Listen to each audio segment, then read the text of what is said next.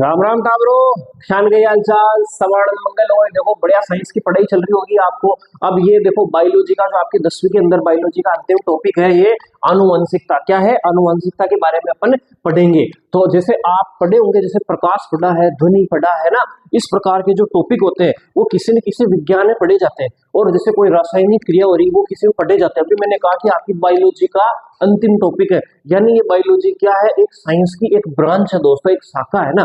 इसी प्रकार से किसमें आनुवंशिकता का अध्ययन किसमें किया जाता है दोस्त? वो किया जाता है आनुवंशिकी में। किसमें किया जाता है? आनुवंशिकी। ये साहब आनुवंशिकी के बारे में, आनुवंशिकी है ना, आनुवंशिकी को कहते हैं, इसको जेनेटिक्स क्या कहते हैं दोस्त? जेनेटिक्स क्या कहते हैं? जेनेटिक्स कहते हैं। अब इसके बारे में सबसे पहले जिसने बताया होगा दोस्तों उसको क्या कह देते हैं अपन? क्या कह देते हैं दोस्त? जैसे आपने ग्रेविटी का आविष्कार, पहली बार ग्रेविटी के बारे में किसने बताया? बताओ, है ना, बताओ किसने बताया? चलो अब इधर देखिए, आनुवंशिकी की बात करते हैं। आनुवंशिकी, आनुवंशिकी कमेंट बॉक्स में लिखना। जेनेटिक, हाँ, गुरुत्वाकर्षण का के बारे में सबसे पहले किसने बताया? गुरुत्वाकर्षण की खोज किसने की थी, है ना। अब इस कमेंट्स बॉक्स में रोज क्वेश्चन पूछूंगा मैं तुम्हारे को। आनुवंशिकी, आनुवंशिकी की बात करते हैं कि सबसे पहले इस ब्रांच आनुवंशिकी में सबसे पहले होता क्या है? आनुवंशिकी में क्या होता है सब? हाँ, आनुवंशिकता और विभिन्नताओं का, आनुवंशिकता और विभिन्नताओं का अध्ययन किया जाता है। अब दूसरा शब्द आ गया साहब आपके बारे में, आनुवंशिकता क्या है? आनुवंशिकता क्या है दोस्तों? कि आनुवंशिकता क्या होता है कि अपने जैसे आपके मम्मी और पापा है, मम्मी और पापा मान लो कोई काला है कोई गोरा है ना। अब आप या तो हो सकते हैं काले, हो सकते हैं या गोरे होते, तो ये एक लक्षण आ रहे हैं आपके, है ना, मम्मी और पापा से, यानी लक्षण आ रहे हैं इसमें एक पीढ़ी से दूसरी पीढ़ी में। पीढ़ी क्या होती है दोस्तों? मान लो आपके दादाजी है, वो एक पीढ़ी हो गए, उन्होंने आपके पिताजी को पैदा किया, आपके पिताजी दूसरी पीढ़ी हो गए, फिर आप कौन सी पीढ़ी हो गए? आप तीसरी पीढ़ी हो गए। अगर मान लो आपकी कल शादी होती है ना, नन्ही मुन्नी दुल्हन आती है आपके, बढ़िया शानदार गोरी गोरी, और फिर उसके साथ आपकी शादी हो जाती है, तो आपके बच्चे होते हैं वो आपकी पहली पीढ़ी कहलाएंगे, है ना। आप पहली पीढ़ी, वो दूसरी पीढ़ी, और फिर उनके बच्चे बच्चे होंगे, फिर वो दूसरी पीढ़ी कहलाएंगी। आगे बात समझ में? इस तरीके से पीढ़ियां होती है दोस्तों ना, संतानों को अपन पीढ़ियां, जैसे अपनी ब्रांच बढ़ती रहती है वो पीढ़ी कहलाएगी। आगे बात समझ में? अब यहाँ पर आनुवंशिकता की बात करते हैं कि आनुवंशिकता होता क्या है कि आनुवंशिक लक्षणों का एक पीढ़ी से दूसरी पीढ़ी में जाना। क्या बोला मैंने? आनुवंशिक लक्षणों का, आनुवंशिक लक्षणों का एक पीढ़ी से, ये रट लेना दोस्त, एक पीढ़ी से दूसरी पीढ़ी में जाना, एक पीढ़ी से दूसरी पीढ़ी में जाना क्या कहलाता है? आपका आनुवंशिकता कहलाता है दोस्त। क्या कहलाता है? आनुवंशिकता कहलाता है। आनुवंशिक लक्षण क्या होते हैं साहब? जो जैसे मान लो आपके मम्मी और पापा में से कोई लंबे होंगे तो हो सकता है आप लंबे भी हो, और मम्मी और पापा में से कोई बोना तो हो सकता है आप बोने भी हो। ये कहलाते हैं दोस्त आनुवंशिक लक्षण। जो अपने माता पिता से जो अपने को लक्षण मिलते हैं वो कहलाते हैं आप आनुवंशिक लक्षण। जैसे मान लो मेरे बाल कैसे हैं? घुंघराले बाल है, तो मेरे पिताजी के बाल घुंघराले, यानी मुझे जो घुंघराले बालों का जो लक्षण प्राप्त हुआ वो कहां से हुआ? मेरे पिताजी से। इससे पहले के वाले चैप्टर में मैंने आपको गुणसूत्रों के बारे में बताया था कि आपके 46 गुणसूत्र होते हैं, उनमें से जो 46 गुणसूत्र में से 44 यानी 22 जोड़ी गुणसूत्र आपके शरीर को निर्माण करने वाले होते हैं, यानी कायिक गुणसूत्र होते हैं वो। आगे बात समझ में? अब ये जो कायिक गुणसूत्र है वो आपके शरीर की पूरी बनावट करेगा। उसमें से 22 गुणसूत्र आपके मम्मी से आए हैं और 22 गुणसूत्र आपके पिताजी से आए हैं। तो यानी हो सकता है कि आपकी आंखों का रंग मान लो नीला है, पीला है, काला, जैसा भी है, तो वो लक्षण किससे आया? वो लक्षण मम्मी से आ सकता है या पिताजी से भी आ सकता है। समझ में आ गई बात? तो ये जो आपके लक्षण, शारीरिक बनावट, आप लंबे हो, काले हो, घुंघराले बाल है, आप किस प्रकार की, आपके मान लो शरीर बढ़िया लंबा चौड़ा है, छोटे हो, ये सब क्या कहलाते हैं दोस्त? आपके आनुवंशिक लक्षण कहलाते हैं। इन आनुवंशिक लक्षणों को एक पीढ़ी से दूसरी पीढ़ी में जाना क्या कहलाता है? आनुवंशिकता। अब मास्टर तू तो या बता दे फटाफट, इको सब पहले खोज कोई करी। बिल्कुल, सबसे पहले जो इसके बारे में जानकारी दी थी वो किसने दी थी? याद रख लेना, इसके बारे में प्रश्न पूछा जाता है। बहुत एकमात्र ऐसा वैज्ञानिक, या वैज्ञानिक तो नहीं कह सकते, लेकिन जो खोज करता है वो पहला ऐसा है जिसके जीवनी के बारे में बात की गई। जीवनी पर खूब सारे प्रश्न आते हैं, चाहे कंपटीशन हो चाहे आपके 10th बोर्ड हो। आगे बात समझ, जिसका नाम है ग्रेगर, ग्रेगर जॉन मेंडल। क्या नाम है साहब? Gregor John Mendel. याद रख लेना, ये ग्रेगर जॉन मेंडल, जे मेंडल भी बोलते हैं इसको। ये कौन है इसका जनक? आनुवंशिका का जनक कौन है? ग्रेगर जोहन मेंडल की, हाँ, ग्रेगर जोहन मेंडल। लेकिन आनुवंशिकी शब्द इन्होंने नहीं दिया था, आनुवंशिकी शब्द इन्होंने नहीं दिया था। आनुवंशिक शब्द जो दिया था, ये जो शब्द दिया था, आनुवंशिक शब्द जो दिया था, किसने दिया था? बेटसन ने दिया था। ये जो आनुवंशिक शब्द है ये किसने दिया था दोस्तों? बेटसन। हाँ, कौन सा सन? बेटसन। हाँ, मेंडल जी का सन नहीं होगा, जिन्होंने इसका मतलब सन नहीं है, सॉरी मजाक कर रहा हूँ। तो इसका ग्रेगर जोहन मेंडल, जो कि आनुवंशिकी का जनक है, लेकिन शब्द किसने दिया आनुवंशिकी? बेटसन ने दिया। तो अपने को इनसे काम है। सबसे पहली बात आगे मेंडल पे। अब आप इनके जन्म पे सुनो, इनका जो जन्म हुआ कब हुआ साहब? ये लो साहब जन्म, क्या याद रखोगे आप? 22/7 है, 22/7 याद रख लो। कैसे याद रखो? 22 क्या साहब? 7 का मतलब क्या होता है? जुलाई, है ना? 22 जुलाई, जुलाई, हाँ 1822 कब हुआ इनका? 22 जुलाई 1822 के अंदर हुआ। अब इनका जो इनकी जो मृत्यु हुई दोस्तों 1884 में हुई। 1884 6 जनवरी 1884 में इनकी क्या हुई दोस्तों? मृत्यु हुई। तो ये जन्म और मृत्यु पे वैसे नहीं पूछा जाता, फिर भी पूछ लो तो आपको याद रख लेना 22/7/22 में हाँ इसका जन्म हुआ और 6 जनवरी 1884 में इनका देहावसान हो गया। अब इन्होंने जो प्रयोग किए, कई बार एग्जाम में प्रश्न पूछा गया किस पादप पर? देखो मनुष्य पे तो इन्होंने किए नहीं, है ना? तो इन्होंने किन्हीं की पादप पे किए होंगे। कौन से पादप पे किए साहब? मटर पे किए। किस पे किए? मटर पे। और कई बार ऐसा प्रश्न पूछा जाता है दोस्तों, जैसे मैंने आपको बताया था कि आपका मनुष्यों का वैज्ञानिक नाम क्या है, कमेंट्स बॉक्स में लिखना। उसको फिर से पूछूंगा मैं, फिर भी बता देता हूँ। चलो आप कमेंट्स बॉक्स में बताना, होमो सेपियंस है ना? हाँ तो मटर है। मटर का कुछ ना कुछ नाम होगा वैज्ञानिक नाम। तो इसका बॉटनिकल नेम या वैज्ञानिक नाम पर बात करते हैं, क्या है? Pisum sativum. Pisum sativum, Pisum sativum, Pisum sativum है ना? पाइसम सेटाइवम किसका नाम है? मटर का। कई बार मान लो ऑप्शन दे दिया कि मेंडल ने निम्न में से किस पौधे पर प्रयोग किए? 4-5 पौधे दे दिए, है ना? जो मान हार्डियम बल्गेर दे दिया, है ना? ये सब किसका नाम है ना? बाजरे का दे दिया, सब इसका नाम दे दिया, गेहूं का नाम दे दिया ना, तो सब ऐसे ऐसे वैज्ञानिक नाम दे दिए और लिख दिया एक पाइसम सेटाइवम। अब आप बुढ़ापा चूक हो गया कि मान लो मटर, आपा तो मटर पढ़ रहे हैं, हम मटर तो ये ऑप्शन में है ही कौन है, लेकिन मटर का वैज्ञानिक नाम क्या है साहब? Pisum sativum. आगे बात समझ में। अच्छा ये किस देश के से थे साहब? कहीं ना कहीं जैसे अपन भारत देश के थे, किस देश के थे? ऑस्ट्रिया के थे। किसके थे? ऑस्ट्रिया। और ऑस्ट्रिया की कैपिटल यानी राजधानी क्या दोस्त? राजधानी वियना। क्या नाम है इसका? वियना। और इनके जिले का नाम था ब्रून। क्या नाम था इसके जिले का नाम? ब्रून। जहां पर जन्म हुआ इनका जिले का नाम था ब्रून। क्या नाम था? ब्रून। क्या नाम था? ब्रून। सिलिसिया इनके गांव का नाम था। गांव का नाम क्या था दोस्तों इनका? सिलिसिया। ये आपकी किताब में नहीं है लेकिन ऐसे ही बता रहा हूँ एक्स्ट्रा, पर इतना जरूर याद रख लेना जन्म मृत्यु कहाँ हुई? मटर का याद रख लेना। और मटर इनका देश याद रख लेना, देश पूछा जाता है कई बार, ऑस्ट्रिया। और राजधानी इनकी वियना थी। और इसी वियना विश्वविद्यालय में इन्होंने पढ़ाई की थी। कहाँ पढ़ाई की थी? सबसे पहली पढ़ाई तो गिरजाघरों में की थी इन्होंने, और बाद में जो इसकी मेन पढ़ाई हुई वो वियना विश्वविद्यालय, वियना विश्वविद्यालय में इनकी क्या हुई दोस्तों? पढ़ाई हुई। अब यहां से क्या क्या जो सारी चीजें आपको याद करनी होगी दोस्तों, इनसे छोटे छोटे कई बार प्रश्न हर बार एग्जाम में पूछे जाते हैं। अच्छा मटर में जो किए इन्होंने, एक और खतरनाक क्वेश्चन पूछा जाता है दोस्तों, मटर में कितने लक्षणों को लेकर? लक्षण भी होते हैं क्या साहब? बिल्कुल लक्षण होते हैं। जैसे मान लो लंबेपन का लक्षण होगा तो मटर या तो लंबा हो सकता है या बोना हो सकता है, ठीक है। अगर मान लो उसके रंग, अगर मान लो उसका मटर के अगर आप थोड़ी छिली हुई और वो मटर का दाना खड़िया हुए थे, है ना, तो मटर का दाना कोई हरिया निकला कोई पीला निकला, तो रंग के आधार पर भी कर दिया दोस्त। और इनकी आकृति के आधार पर ये भाई इनके जो दाने हैं वो गोल है या झुर्रीदार है ना, इस प्रकार के फूलों के रंगों के आधार पर कर दिया इन्होंने। तो इस प्रकार से कितने लक्षण लिए, कई बार एग्जाम में पूछा जाता है दोस्त, मटर के कितने लिए? 7 विप्रियासी लक्षण। विप्रियासी लक्षण, 7 विप्रियासी लक्षण लिया दोस्तों। विप्रियासी है ना, 7 विपरीत है ना। विप्रियासी का मतलब होता है विपरीत, है ना, अपोजिट। यानी अपोजिट का मतलब क्या होगा? अब यहाँ पे युग्म होंगे 7। मान लो एक लक्षण हो गया लंबाई का, अब विप्रियासी कौन होगा? यानी एक लंबा होगा तो दूसरा उसी में क्या हो गया? बोना हो गया। समझ में आ गई बात? तो 7 विप्रियासी लक्षणों पर इन्होंने क्या किया? टेस्ट किया 7 विप्रियासी लक्षण। आ गई बात समझ में? और इन्होंने अपनी एक अब जो मान लो सारों इन्होंने प्रयोग किया। अब ये प्रयोग कब किया दोस्तों? ये भी कई बार एग्जाम में पूछा जाता है। और आपको 1857 की क्रांति तो याद होगी, है ना? 1857 की क्रांति इन्होंने, 1857 की क्रांति जब हो रही थी तो अपन किससे लड़ रहे थे दोस्त? हाँ अपन तलवारों से, अंग्रेजों से लड़ रहे थे, हम तलवारों से। और ये जो महोदय है साहब, ये बेटे है ना, ये किससे लड़ रहे थे साहब? मटर से लड़ रहे थे। किससे लड़ रहे थे? मटर से। यानी इनका जो प्रयोग शुरू हुआ वो कहां से शुरू हुआ दोस्त? 1857। और कब तक किया इन्होंने? 1865। कब तक किया दोस्त? 1865। यानी कितने वर्ष किया? 8 वर्ष तक इन्होंने मेहनत की दोस्तों।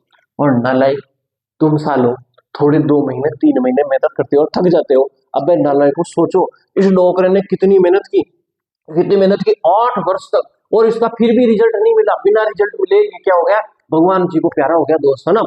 अब यहाँ पर क्या हुआ, ये तो इनकी तो हो गई डेट। हाँ, अब इन्होंने प्रकाशन किया, इसका जो प्रकाशन किया ना पत्रिका का, अब इनकी गलती क्या हुई दोस्तों, कि इनकी गलती क्या हो गई, इन्होंने लोकल पत्रिका, जो वहां की जो जिले की पत्रिका थी ना, ब्रुन ब्रुन जो जिला लिखा है, इसकी जो लोकल पत्रिका थी, जैसे अपने मान लो अपन भिलवाड़ा के तो भिलवाड़ा पत्रिका आ गई, कोई जयपुर का तो जयपुर पत्रिका आ गई, इस प्रकार से जो पत्रिकाएं चलती हैं जिला वाइज, उस जिले की पत्रिका में इन्होंने क्या कर दिया, प्रकाशन कर दिया 1866 के अंदर, अगले ही साल।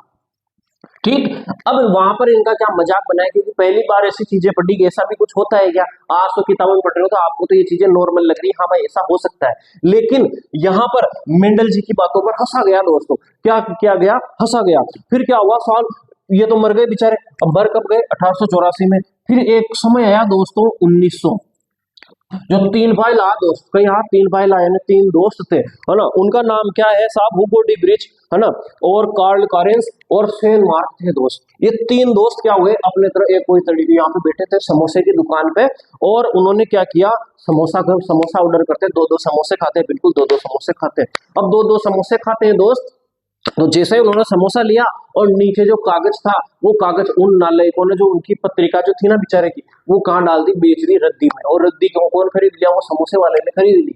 और वो जैसे ही रद्दी खरीदी, अब उसमें समोसा रखा दोस्तों उन्होंने, और समोसा रख के खाया, तो उन्होंने एक जो हुगो डी ब्रिज था, वो देखा यार, उसके दोस्त को, अरे यार कार्ड वो खाइए यार, ये मांडो तो बहुत खतरनाक खतरनाक चीजें लिख रखी है के अंदर, देखो आपा टेस्ट करा कि ये चीजें सही है कौन है।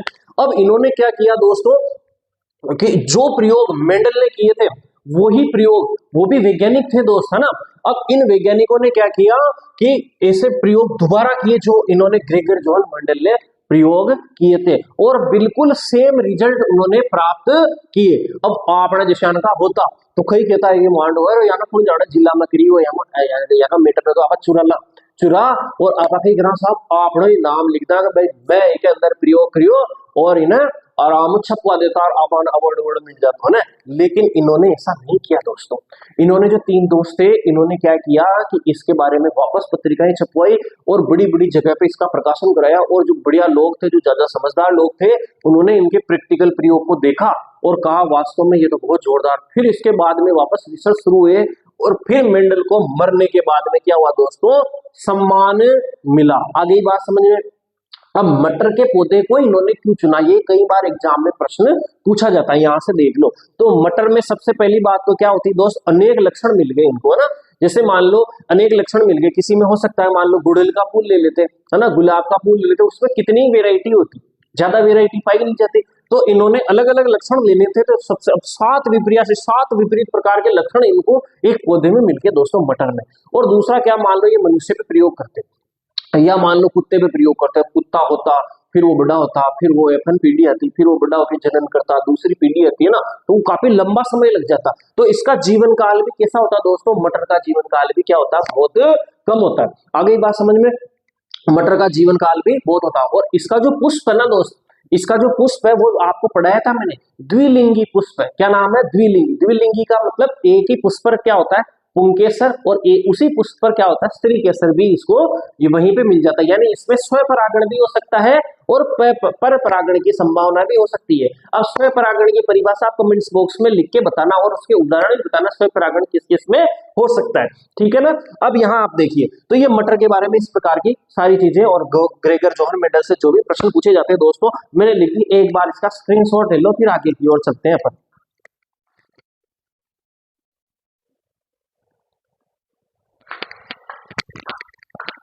अब देखो देखो आगे चलते हैं दोस्तों। आपने कहा कि आनुवंशिकता क्या होती है, कि आनुवंशिक लक्षणों का एक पीढ़ी से दूसरी पीढ़ी में जाना क्या कहलाता है, आनुवंशिकता कहलाता है। अब ये किसकी मदद से जाता है, तो आपको मैंने पहले वाले पार्ट में भी थोड़ा बहुत इसके बारे में बताया था दोस्त, फिर से भी बता देता हूँ। अपनी क्या होती है, एक कोशिका होती है ना, अपने शरीर की सबसे छोटी जो इकाई है उसे कहते हैं अपन सेल, यानी कोशिका।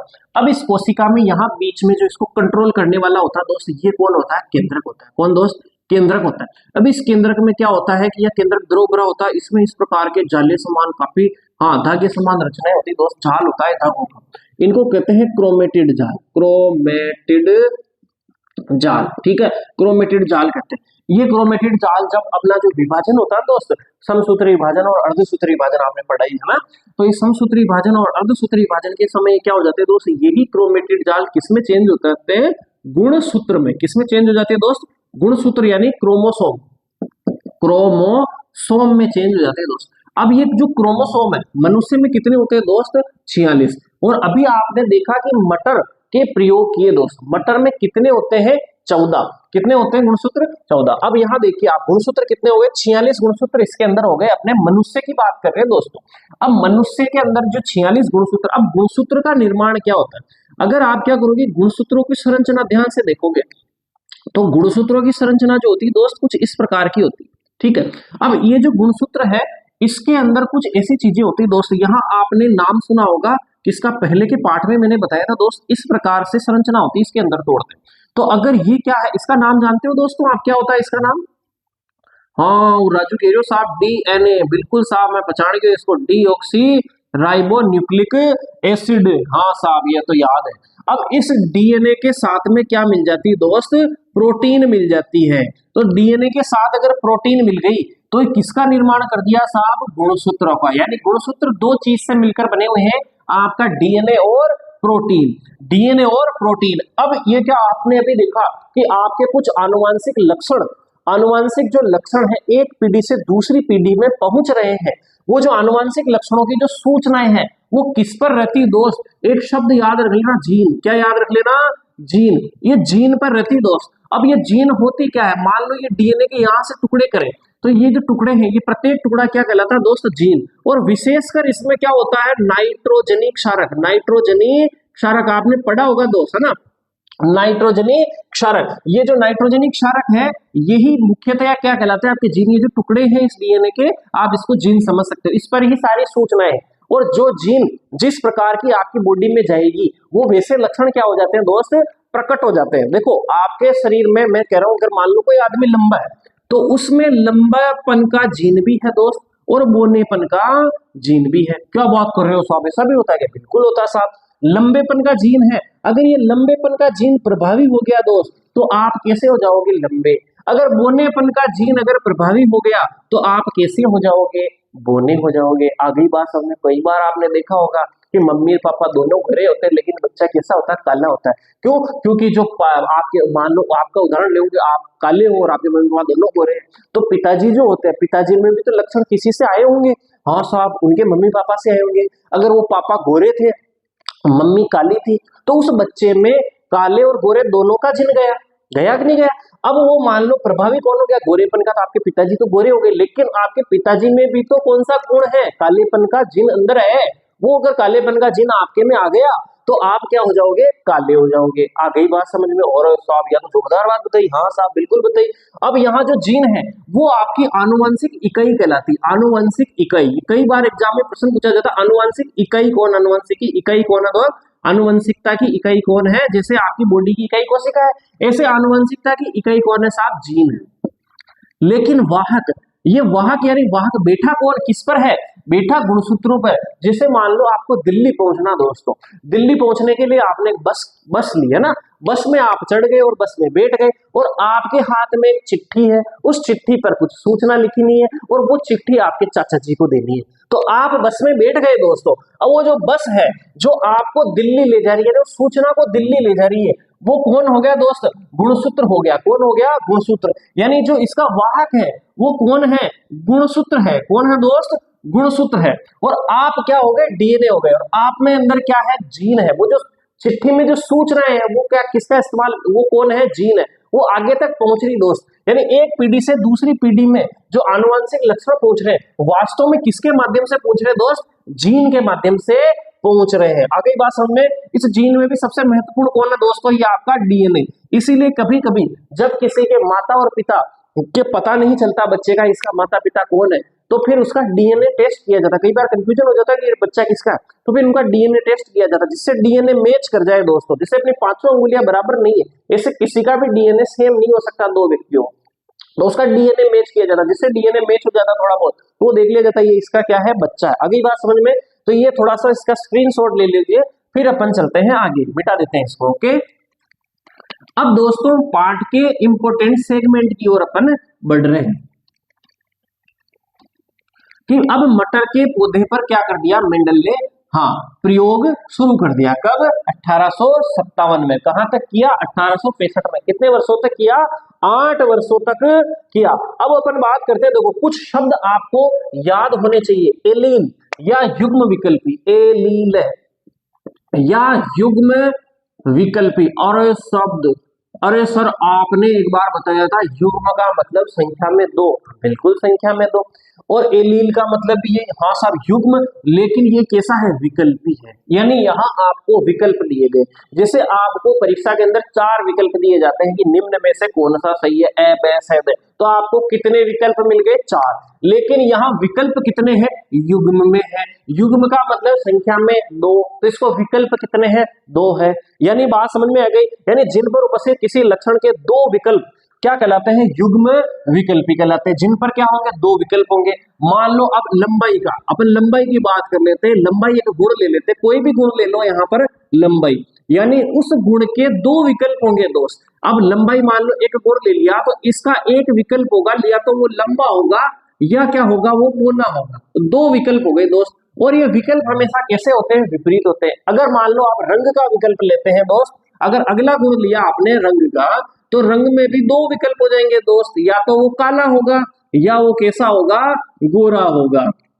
काला होगा या गोरा होगा। यहां मेंडल ने लंबेपन को बोला है टी, बड़े टी से, यानी टॉल, और बोना को बोला है यहां पर स्मॉल टी से। आगे बात समझ में, एक एक शब्द समझते जाना दोस्त। अगर ये समझ में नहीं है युग्म विकल्पी, तो फिर आपके बाद में चक्कर पड़ जाएगा। अगर अपन बात करते हैं अब समयुग्मजी, समयुग्मजी, युग्मजी, समयुग्मजी, सम यानी क्या होता है दोस्त? समान। और अगर मान लो ये जो विकल्प आपको मिले वो अगर समान विकल्प के हैं, यानी मान लो लंबे की बात करें तो वो कैसा है दोस्त? शुद्ध लंबा है, इसको कह देंगे शुद्ध लंबा। या फिर अगर बोलने की बात करें तो दोनों ही इसमें जो होंगे वो क्या होंगे? टी और टी होंगे।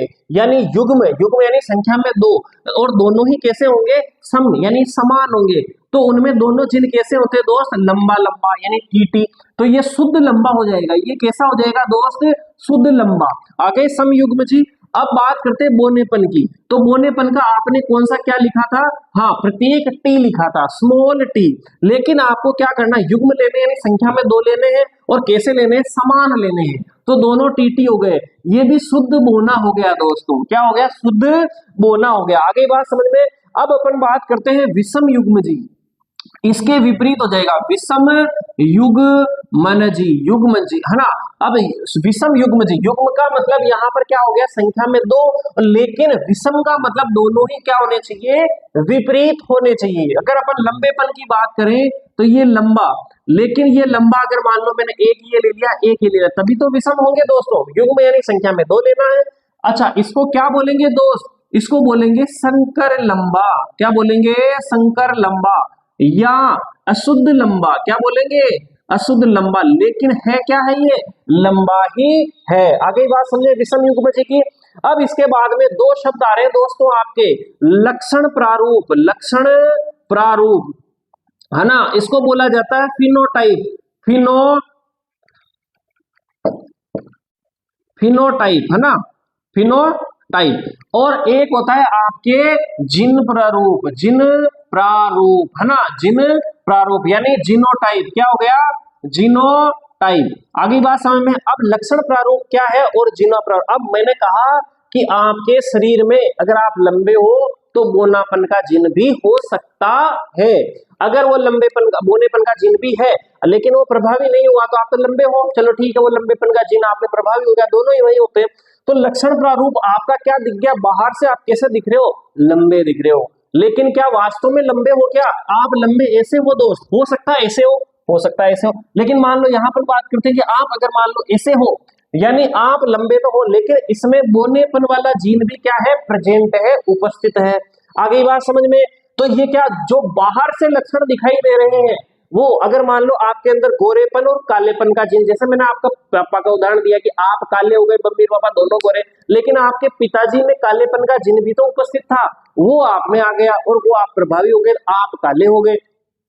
आ गई बात समझ में। तो जो बाहर से जो लक्षण दिखाई दे रहा है उसके अंदर जिन क्या है उसका कोई मतलब नहीं, बाहर से कैसे दिखाई दे रहा है वो क्या कहलाता है, लक्षण प्रारूप, फिनोटाइप कहलाता है। और जो अंदर से है, ये अंदर की बात करें, इसको जिनकी शब्दावली में अगर देखें तो ये लंबा नहीं कह के इसको अशुद्ध लंबा या संकर लंबा कहेंगे। अपन कहेंगे कि यार ये लंबा तो है लेकिन लंबे में अलग है। अगर बात करेंगे कि लंबे, तो जिन प्रारूप पे इसी को ही लंबा मानेंगे, इसी को ही बोना मानेंगे, इसको अपन संकर लंबा मानेंगे, यानी तीसरी कैटेगरी दे देंगे। तो इसे क्या कहते हैं, जिन प्रारूप, यानी आपके अंदर की संरचना, अंदर की जिनी संरचना किस प्रकार की है वो इसका क्या कहलाता है, जिन प्रारूप कहलाता है। एक बार इसका स्क्रीनशॉट ले लो, फिर मैं मिटा देता हूं इसको।